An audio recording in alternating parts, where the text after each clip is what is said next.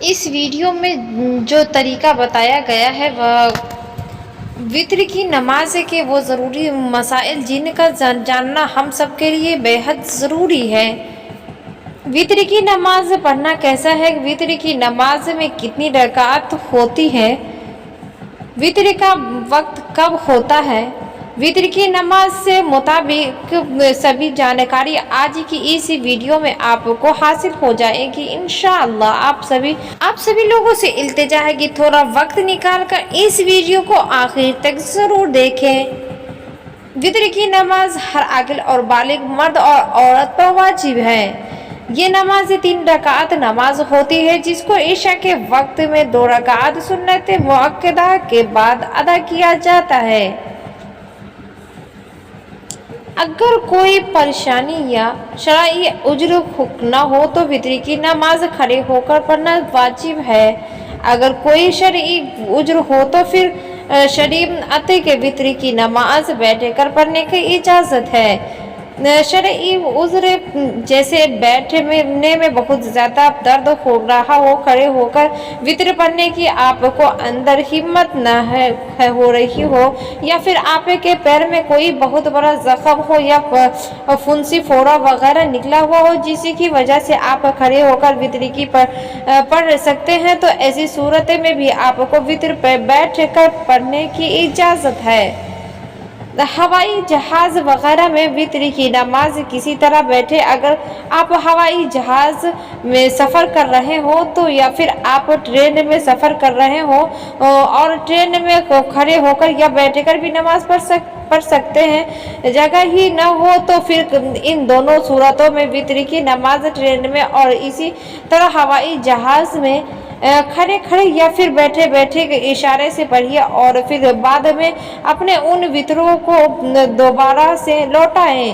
وتر کی 3 رکعت میں کون سی صورتیں پڑھنا ضروری ہے؟ وتر کی نماز میں پہلی رکعت میں سورہ اعلیٰ یعنی سبح اسم ربک الاعلیٰ والی سورہ پڑھنا مسنون ہے، اور دوسری رکعت میں سورہ کافرون یعنی قل ھو اللہ احد پڑھنا، اور تیسری رکعت میں سورہ اخلاص یعنی قل ھو اللہ احد والی سورہ پڑھنا مسنون ہے۔ اگر یہ تینوں صورتیں یاد نہ ہو تو پھر کون سی بھی صورتیں پڑھیں؟ دیکھیے، یہ وتر کی نماز ہماری 5 فرض نمازوں کی ہی طرح ہے۔ جس طرح ہم سب پر دن اور رات 5 وقت کی نماز فرض ہے، اسی طرح وتر کی نماز بھی ہم مسلمانوں پر روزانہ پڑھنا واجب ہے۔ تو پھر ہماری یہ ذمہ داری بنتی ہے کہ ہم اس نماز میں جو یہ 3 صورتیں پڑھنا مسنون ہے جو ہم نے ابھی بتائی ہیں، ان تینوں صورتوں کو ہم پہلی فرصت میں یاد کریں۔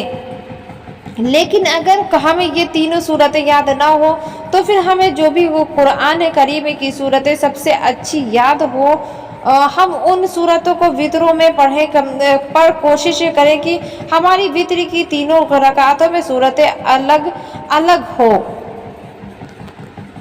ایک ہی سورہ سے ہم کام نہ چلائیں، جیسے کہ اکثر لوگ بس سورہ اخلاص کو یاد کر لیتے ہیں اور بس پھر ہر رکعت میں اسی کو پڑھتے ہیں، تو ہم ایسا نہ کریں۔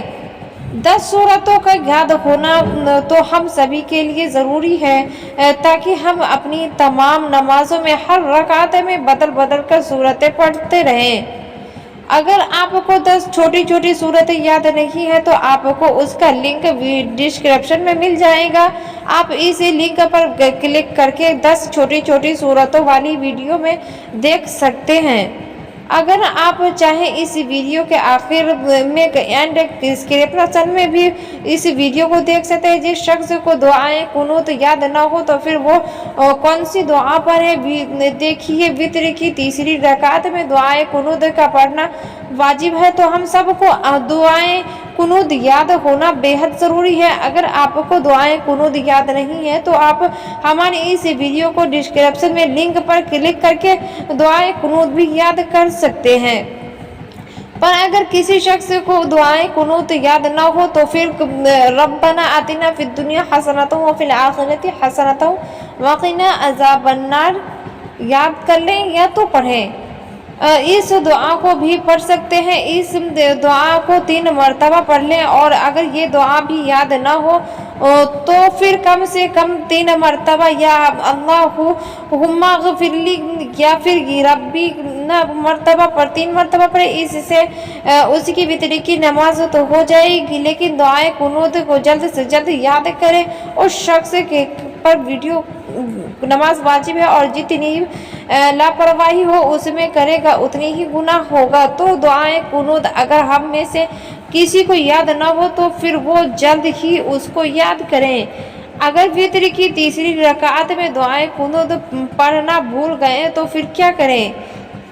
अगर कोई शख्स वित्र की तीसरी रकात के लिए खड़ा हुआ और फिर उसने अलहम्द और सूरा पढ़ने के बाद दुआए कुनूत नहीं पढ़ी बल्कि दुआएं कुनूत पढ़ना भूल गए और रुकू के में चले गए, फिर रुकू में जाने के बाद उसे याद आया कि दुआएं कुनूत पढ़ना भूल ही गए, तो फिर बेहद ये है कि अब वो दोबारा नमाज पढ़े, यानी रुकू के में उठ कर हाथ बांध कर दुआएं कुनूत पढ़ ले, बल्कि आखिर में सजदा सहू करें। इससे उसी की वितरी की नमाज हो जाएगी। उसको दुआएं कुनूत न पढ़े की वजह से दोबारा वितरी को लौटाने की ज़रूरत नहीं।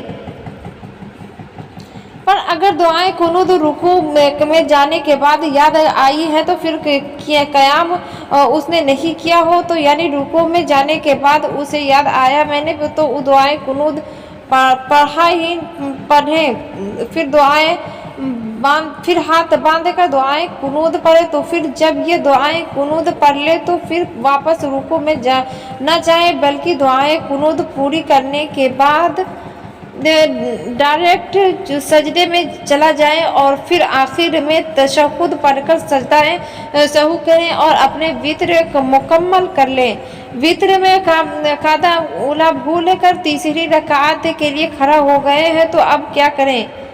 अगर कोई शख्स वितरी की दूसरी रकात में बैठना भूल गया और तीसरी रकात के लिए खड़ा हो गया, फिर खड़े होने के बाद उसको याद आया कि मैं तो दूसरी रकात पर पढ़ा ही नहीं। अब ये शख्स की तीसरी रकात के लिए खड़े होने के बाद बैठे ही बल्कि खड़ा रहे और अपने वित्र को मुकम्मल करें। आखिर में फिर सजदा सहू करे ले। लेकिन अगर दूसरी रकात पर बैठा नहीं बल्कि तीसरी रकात के लिए खड़ा हो गया, फिर जब ये तीसरी रकात के लिए खड़ा हो चुका है तो खड़े होते ही इसको याद आया कि दूसरी रकात में बैठा ही नहीं हूँ। अब ये तीसरी रकात को छोड़कर जैसे ही इसको याद आए कि मैं दूसरी रकात में नहीं बैठा हूँ, ये दूसरी रकात के लिए बैठ गया और फिर तशहुद बैठकर तीसरी रकात के लिए दोबारा खड़ा हो जाए। इस सूरत में भी वित्र ठीक हो जाएंगे। और अलबत्ता इस सूरत में भी आखिर में जब सजदा सहू करना वाजिब होगा। अगर सजदा सहू नहीं करेंगे तो उनके बगैर नमाज नहीं होगी। तो नाज़रीन, वित्र की नमाज के बारे में ये कुछ बहुत ही ज़्यादा अहम मसले थे जिनके बारे में हम सभी को मालूम हो गया होगा। अगर आपकी समझ में वित्र से मुताबिक ये मसले समझ में नहीं आए हो तो वरना आप बार बार वीडियो को देख लिए और इन मसलों को खूब अच्छे से समझिए और इस वीडियो को क्लिप को सदक जारिया के नियत से अब तक के लिए आप अपनी दुआओं के साथ इजाज़त दीजिए।